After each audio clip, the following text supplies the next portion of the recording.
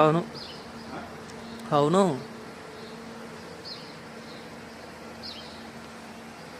కానీ చాలా బాగా కట్టారని మనం డైలీ వచ్చేవాళ్ళం కానీ ఇప్పటికి ఎంత తేడా వచ్చింది చూడు. మొత్తం వర్క్ అంతా కంప్లీట్ అయ్యేటప్పుడు మొత్తం ఇప్పుడు చూస్తే చాలా బాగుంది. ఆ డే అండ్ నైట్ వర్క్ అలా కంటిన్యూగా నడుస్తూ ఉండేది అలాగా. అవును